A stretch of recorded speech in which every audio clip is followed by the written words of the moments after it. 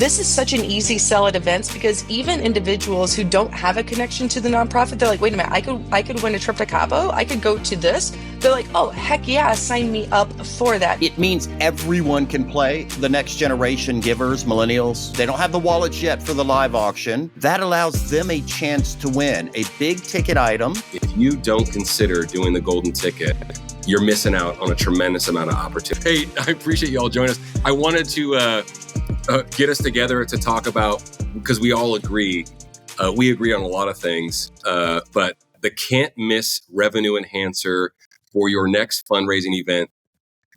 There's just something in the water about the golden ticket. It's 2025. We've gone around the sun. How many times have you gone around the sun with this? I mean, like literally the two of you have sold hundreds and hundreds of golden tickets in some form or fashion. We just got to keep talking about it. We're on this soapbox, so to speak, saying if you don't consider doing the golden ticket, you're missing out on a tremendous amount of opportunity. So I'm really happy to have two friends of HGA of the episode as well. Hey, Nonprofits, Trisha Brower and Dean Crowner were coming on to talk about their favorite revenue enhancer, the golden ticket. Ladies first, Trisha, tell us about, explain the golden ticket for the listeners in your words, if you don't mind.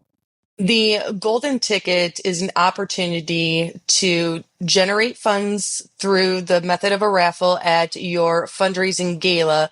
But more importantly, it's an entryway into the beginning of a relationship with a donor that you may not know yet. It's for the folks who you don't have that relationship with it. So on the high level, it is just like any other raffle. You determine a prize, you determine a price point for entry, you then open it up to the public, you sell those opportunities, and then you select a winner. But the bigger picture of the point of the golden ticket is that twofold component. It is to raise a big bucket of funds at your event because there's a lot of people who, number one, they don't want to bother with silent auctions and they don't want to bother through that rigmarole. They don't identify as somebody who could potentially be what they feel like is a live auction bidder because they don't feel like they have enough money to possibly participate. So this is the perfect opportunity to engage those individuals into your fundraising event.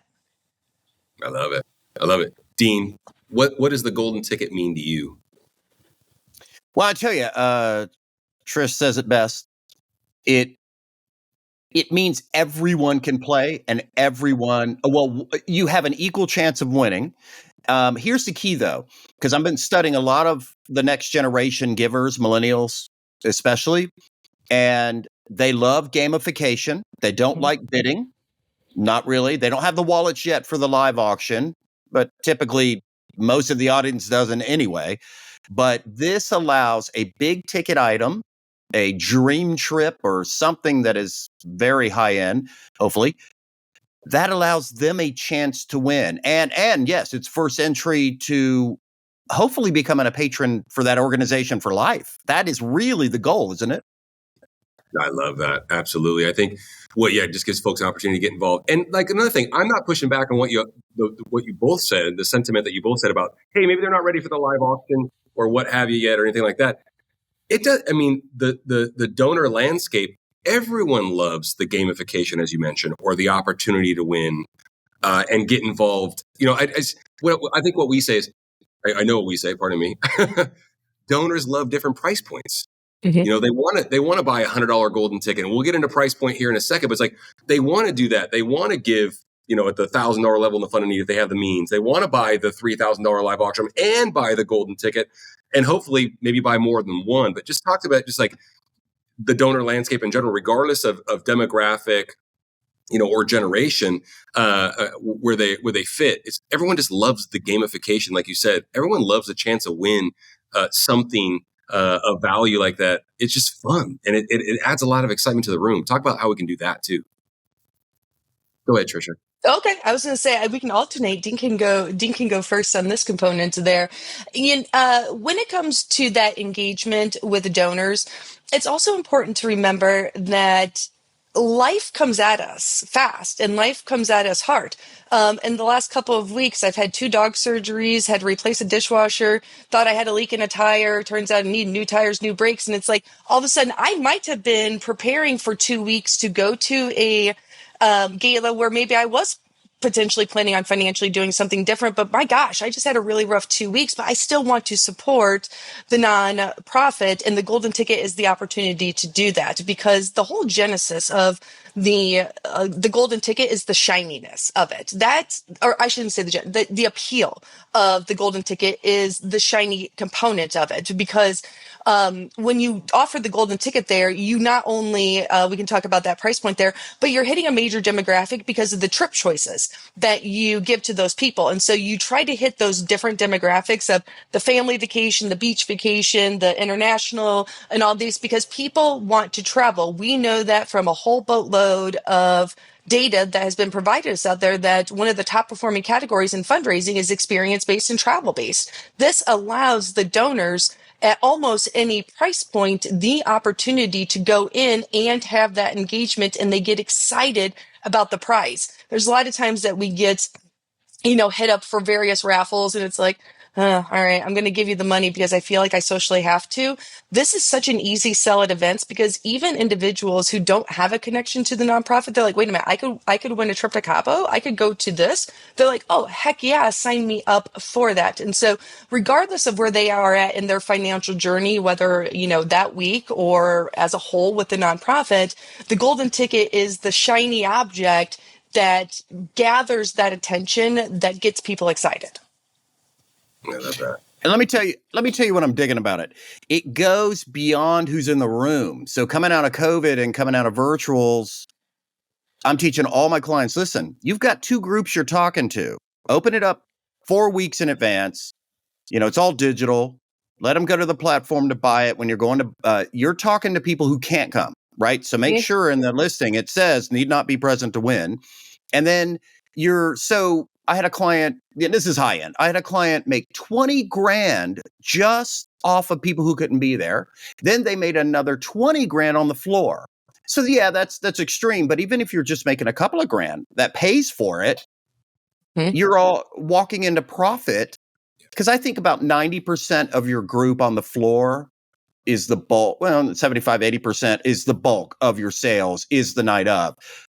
But there's absolutely, and it opens up, by the way, communication with a whole new group that can't normally come to this. So it's make sure you're talking to both groups. I think and you both speak about this very eloquently, and we see it a lot just with the success with the organizations. We have our own golden ticket. And I want to get into the strategy of it, and not just using trips, for instance, not because they don't work, because we know for a fact they work, because we help folks with a lot of golden tickets, but just the opportunity to get dollars in the door pre-event. Another way to get in front of people pre-event, another way to stoke the fire pre-event. And even if they're, halfway across the world, they can get involved. There's just such a unique opportunity for folks to sell golden tickets, as you mentioned, digitally, Dean, online, buy a $100 ticket for a chance to win. Don't need to be present. I think that's amazing feedback as well. It's just so obvious. I mean, you can sell 100 tickets, because we're seeing this in real time, before your event even starts. So the opportunity to get some pre-event fundraising, where it's traditionally sponsorships, underwriting, and what have you. It's so amazing. I just think it's such a cool opportunity that folks, cannot ignore. And you say, Dean, sell the tickets 4 weeks before the event, before the night of. Trisha, do you agree with that? Ascribe to the same thing? What do you recommend to your clients as far as selling tickets pre-event? I'm like, whatever the cost of it is, bare minimum, that should be your goal of how many you're going to sell of walking into it. So if they have different price points, whatever it is, we're going to sell at this price. This is what the package is going to cost. This is what our break-even point is going into that. Because think of all the times that you as an individual have conversations with your friends and your family, and they'll say something to you in passing of like, oh, if there's ever an opportunity for me to support you in that, please let me know. Or you have a school auction, and the grandparents live in a different state, or aunts and uncles live in a different state.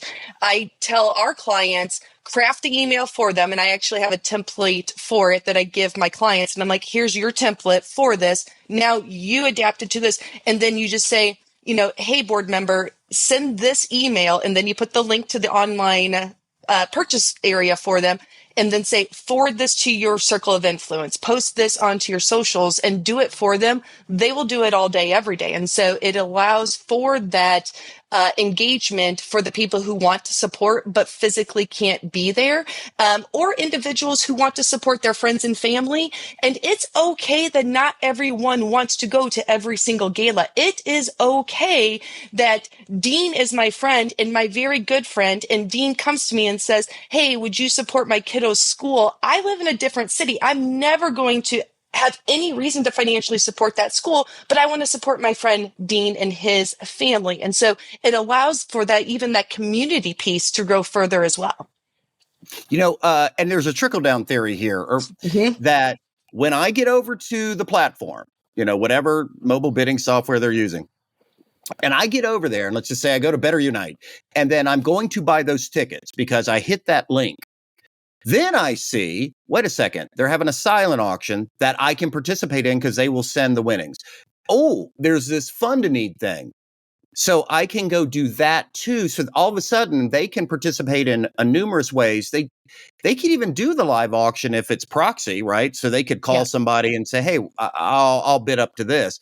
So that's their entry point. But then they start learning other things they can do, and then they're starting to check you out as an organization.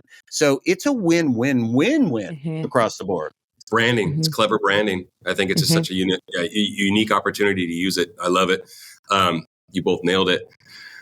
You're both so kind because you're talking about reserve price and things like that and the cost of an item. And we have our own golden ticket products and all that good stuff too. However, this is a strategy that will work for, and I want you to give a couple like case studies. Like we helped an organization that had some donated George Strait tickets, and we coached an organization on, hey, go grab a hotel, go grab dinner. You have the tickets. You've never sold anything in the live auction for more than $4,000. Let's turn into a golden ticket. And they sold 200 tickets at $200 a piece, right? And raised $40K, right? With this really cool donated item. We have a client right now as we speak. The event is coming up very, very shortly, where they had a donated bottle of Pappy Van Winkle, and they're using that as a golden ticket. And so I just want to talk to folks about, it's a strategy, and there's more layers to the strategy that we're going to get into too. But just talk about how folks can create about what they can acquire, lean on their committee, lean on their board for access and things like that they can turn into a golden ticket opportunity that's not an HGA golden ticket, for instance, like a trip and experience. Can you give some examples? Here in the Kansas City market, we have a very strong base of Chiefs enthusiasts. And as you can imagine, in recent years, Chiefs tickets have gotten more expensive. They've gotten more difficult to acquire. In addition to that, memorabilia is very popular as well. But as you can imagine, all of those items, they do have a ceiling. There's only so much that somebody's willing to pay for club level tickets. There's only so much somebody's willing to pay for an autographed helmet. And so when you can take those items where you have a board member who their company owns a suite at Arrowhead Stadium, and instead of trying to get, the highest price at auction, you can take that same philosophy, turn around and sell 200 tickets at $100 a pop. You're going to raise $20,000, which those 4, club level tickets in the live auction, more than likely, if it's just a regular season game, it's never going to bring that amount. So sometimes you do want to get creative in looking at the donations that you have and pulling out potentially an item that because it has to have mass appeal to your audience. And that is in my opinion, that is one of the most critical components to a successful golden ticket, is that it has to have mass desirability. So in our market, that Chiefs experience has mass desirability, which means we should theoretically and statistically be able to sell 100 to 200 tickets, and then therefore be able to raise more money using the raffle method than the live auction method. So it's knowing your audience and then knowing which items that you could potentially pull out to generate that higher revenue. Yeah, I had a school that the 20,000 walking in that they made was a school that had one of the families owned a home in Hawaii. And so the first thing I always say when we're looking at revenue streams and we've decided to do this, is what do you have access to? What's free? Yes. That's what I always look at first. I would say 9 out of 10 times they don't have anything that's desirable, as Trisha said, but also larger than life. Larger than life is key to this. The Chiefs, larger than life, right? So yes, if you can't buy it anywhere else. Yeah. But a dream trip, anybody wants that. The house, 20,000 walking in, and another, I think, 20 on the floor. So it was because Hawaii, larger than life, dream trip. Dream vacation. Absolutely. But not everything fits the bill. So 9 times out of 10, a client has to go to someone like HGA. Because if you don't, I mean, I'm trying to think, like, if I put a staycation there that, they got the St. Regis for a night, that's not really gonna, it's cool. And $100 that you're gonna spend is still cheaper than you would at the St. Regis, but I don't think you'd have that many people do it. So because it's cool. Yeah. But it's not the Chiefs, it's not Tuscany. Oh my God, we could sell Tuscany every day, all day. Totally. No, it's great feedback. You mentioned $20,000 in the door. Trisha, you mentioned $100 tickets. I want to kind of just get in the nuts and bolts about the ticket price and the quantity. Now, originally we were like, sell 100 tickets for $100, and we were casting a very wide net as far as the organization we were speaking to. But that was a very myopic strategy, right? In hindsight. And Dean, you've gotten me off that, actually. Hey, all right, finally. Yeah, well, true, right? But the way we always look at it is you really can't lose. You sell 100 tickets for $100 and you raise 10K, that's a win. I'm going to take that all day long. But now we get into the point where it's like, okay, let's make it unlimited.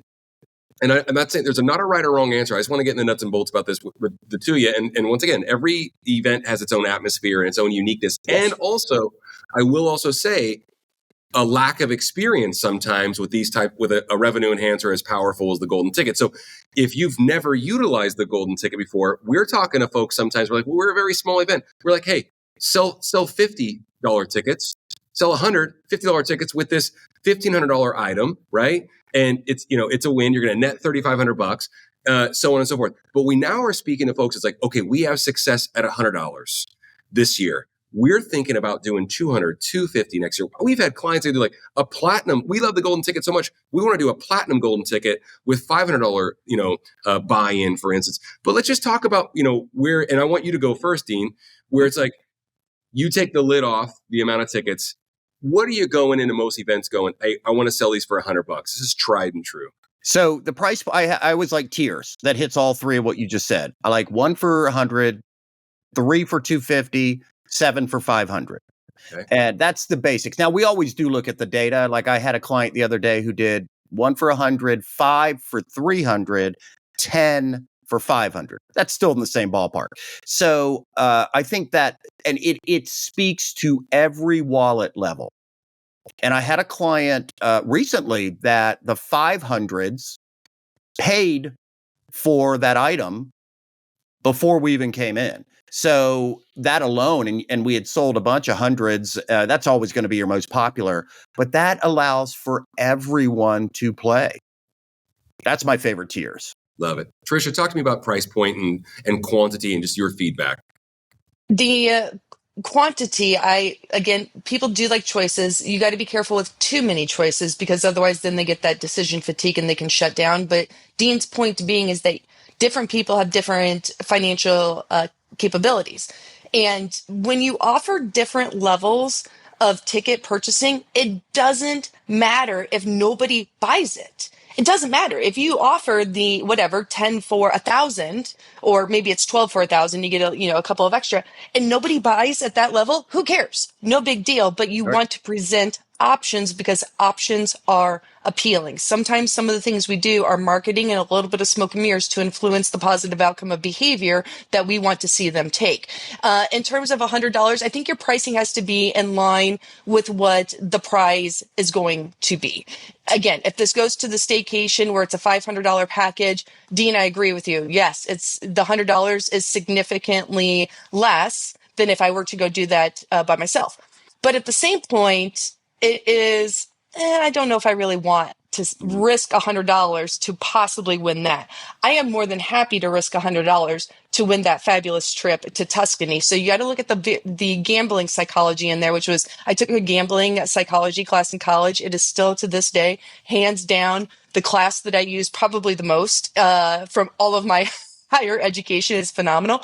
And on those same lines, I kind of chuckled, Trevor, when you said the 100 for 100, because I feel that was somehow, I don't know if we were just all issued the same book at a conference or something, because that seemed to be what we all did, because somebody somewhere along the lines told us to do that. And somewhere along the line, we were told that if you give people odds, that it will increase your likelihood of making a sale. There is zero data to support that's true.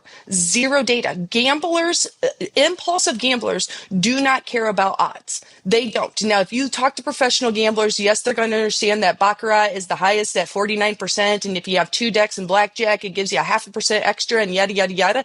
The average person doesn't know that. The average person walks into a casino and says, where's the shiny, fun thing for me to do? And that's where their attention goes. If you can make your golden ticket the shiny, fun thing to do, they don't care about the odds. And so eliminate the cap on it. Just completely get rid of it. It is not doing you any service. And unlike a casino, they're supporting a nonprofit. That is the overall messaging. That's the educational tidbits around the room. And yes, you are supporting this nonprofit. So yes, shiny thing, meaning I tell my clients, we want a beautiful table, big poster. We want promoters walking around that are easily identifiable, like golden top hats or tiaras. They're walking around promoting it. I'm on the mic promoting it, right? The night of, because it's the big fun thing. And then you put everybody on a wheel when it's time, and music, drum roll, all of that adds. But I think the prize is really important. And Tricia, were you saying that so having choice in the last few years has become bigger than just picking one item, because of the different age groups in that room are mixed. That's really important to note. You need to know that audience. So you're talking about choice with price point or choice with the experience? The prizes. The prizes. So like travel options.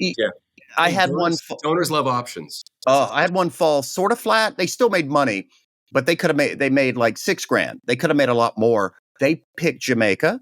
And I think the problem with it was an older audience that didn't care about that. They wanted Tuscany or something more international that way. So you've got to know your audience. But if it had been a choice between the two, it would have been a win-win. Yeah, totally. You both are alluding to beautifully night of. Let's just talk about that. We were talking about selling tickets and pre-event fundraising, amazing opportunity, branding opportunity, get folks involved early that can't even come, all those great things. Now you're talking night of. Talk about just how we need to make it stupid simple for folks to buy the tickets. So it's like, give me your bidder number. Do you have your golden ticket yet? Hey, every time you buy a golden ticket, you get this gold necklace, this gold beaded necklace. And people go, oh, hey, I don't have one of those. Well, you don't have a golden ticket. You need to go get one because we're going to announce it from the stage before the live auction. Talk about night of and just how to just make it super efficient and, stupid simple for folks, attendees to buy tickets.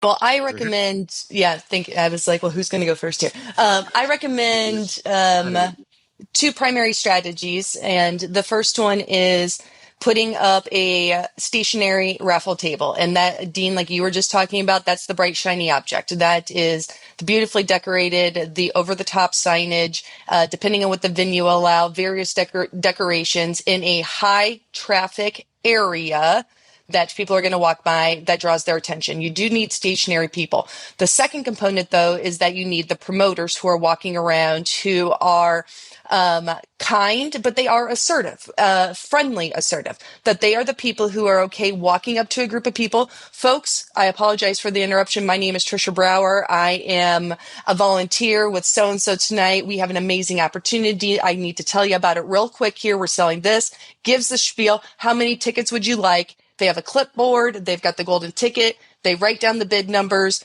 Every, 20 or 30 bid numbers they write down. They just take that sheet over to the folks at registration for them to do the data entry. Because if you rely just on the raffle table, People will not go out of their way to go find the raffle table if they are in a different part of the room. And some venues are really big. And, especially for me, I wear really tall high heels. At a certain point, I don't want to really walk any further than I have to. And so I'm not going to.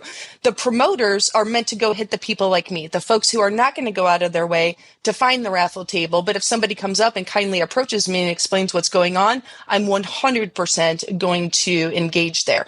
I have also found, and Dean, you can expand on this too, is that you cannot add layers of payment at this point in the process, which is a mistake that some nonprofits want to do.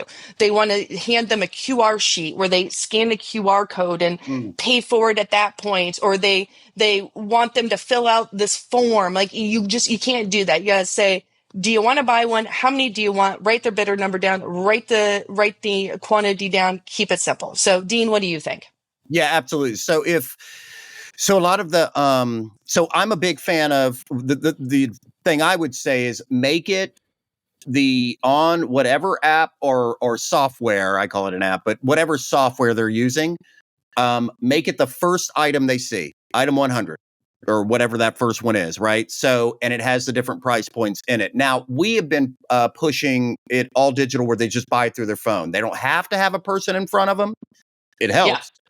However, and Trisha's right, and I'm not going to name softwares, but some of them make you have to go through the whole purchase just for that one thing, and that will deter them. So there's where if that's the case, use pen and paper and get their bidder number and how many, right? Mm-hmm. But there's others that it's like Amazon, they just put it in their shopping cart, like everything else, and they pay at the end, right? So that is, I tell them, if you're sitting at your table, if you're walking around, go to item 100 right now. And there are 3 price points. Buy your tickets by 8:00. That's the second part. Give them a time limit and tell them you've got 30 minutes left and we are closing it forever. I love that. That's so good. Make it as easy as possible. But if they have to jump through a lot of hoops, yeah, you've got to do pen and paper and walk around. And by the way, don't use high school kids. Don't use college kids. Those guys are scared. Don't use this, believe it or not, at schools, don't use the parents because they'll do it for 30 minutes and then they'll walk away. I tell you, my favorite people, real estate agents who are willing to come out and do their time. They are not afraid of people. They will go up. They know how to sell. Those are my people. I love that. Oh, it's so good. Well, I love what you both said. You both brought some really cool things to light as far as night of. And it wasn't an or thing. It's an and thing, which is what we all really need to pay attention to with fundraising. It's like, it's not an or thing. It's like, oh, we can do both. Let's just sell the tickets. Hey, we talk about strategy. The golden ticket itself is not a product. It's a strategy. You can sell a bunch of tickets at various price points. You can sell them pre-event. We talk to folks about if there's a cost associated. Let's say the golden ticket product is $2,300 and it has you can get it underwritten by sponsors, right? It's the golden ticket now presented by organization or company X, Y, and Z. I think the underwriting piece of this is actually often underutilized at events where you can get it covered. So there's an underwriting piece. So it's like a trifecta. Sell the tickets, get it underwritten. And then another piece, and Dean, I want you to start, and Tricia, you take us home. Talk about selling it. If it's like once again, if it's an item that can be sold multiple times, it has a cost. And let's just say there's 4 destination options and Tuscany's one of them. It's great, blah, blah, blah. Talk about announcing the winner before the live auction, Dean, because I know you do this. And Tricia, like I said, I want you to follow up. Talk about announcing the winner from the stage and then selling it as an impromptu live auction and how you can capitalize on that momentum as well, that opportunity. Yeah, and it's not impromptu because I planned it, right? Exactly. But I think the first time it happened, it was impromptu. But so what I like to do is 9 times out of 10, I like doing the paddle raise or the fund and need first. And then we pull the golden ticket so we can find out who has won the big thing. That way, to me, if you lost, so you can bid or do more after the fact, right? So we have the fund, we pull that. I sell 3/4 of the live auction. Now, lately, live auction gotten smaller in my area in Atlanta. So, and I'm selling 2 to 5 items at any given auction now. So maybe after the third one. Then I say, hold on. Ladies and gentlemen, how many people lost the golden ticket? And like everybody, I go, all of you. Great news. I have one more. And then what I do it as a buy it now price. I don't auction it off. I used to auction it off, and sometimes I still will, but for the most part, I go, we're not going to auction off. I'm tired of auctioning. I'm tired of pitting you all against each other. And there will be slides behind me that show the item again. I quickly say what it is again and all the perks. And then a slide pops up that says buy it now, $49.95 or whatever. I usually add about $1,000 to $1,500 on top of it. It's about volume and not about jacking up the price, because I'd rather get 3, 5, 10 people buy it than one at just a hair bit over, right? So then it allows everybody in that room to have a chance to have it. And if you can add on what that money could do for the organization, hey, your $49.95 can feed, 1,000 people. Yeah. Then that adds a little flavor to it as well. Take us home, Tricia, about that. One of the biggest myths that I am very passionate about dispelling with our nonprofits is, well, if they don't win something in the live auction, they'll just give you the money and the fund in need. And that is not true. That is not true for the overwhelming majority of people, because right, wrong, or indifferent, we are inherently selfish individuals. Yes, I have $3,000 to spend if I get my fabulous vacation in your live auction, but if I lose because somebody bid 4,000, whatever the arbitrary amount is, you are not getting my $3,000 from me just out of the goodness of my heart. I'm going to take that $3,000 and I'm going to spend it in a for-profit arena so that I still get my vacation. You're only getting that money if it benefits me and you equally. Unfortunately, it is not a bucket that I view as purely philanthropic.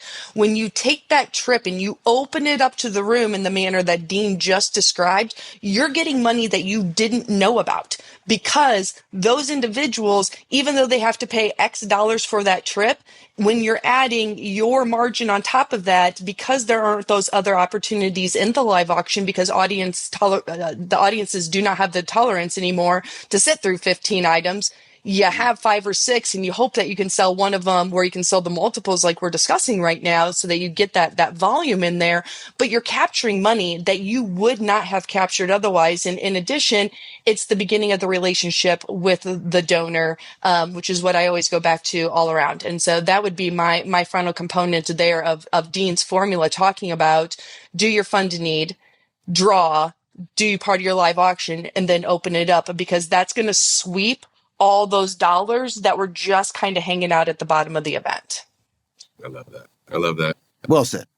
2 experts about the can't miss revenue enhancer of 2025 and beyond, the golden ticket. It's a great strategy. We're going to put where you all can find Tricia and Dean in the show notes of this episode. Can't thank you all enough for tuning in.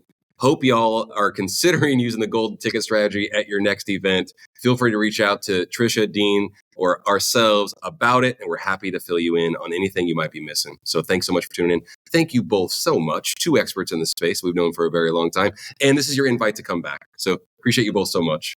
Thank you. Thank you.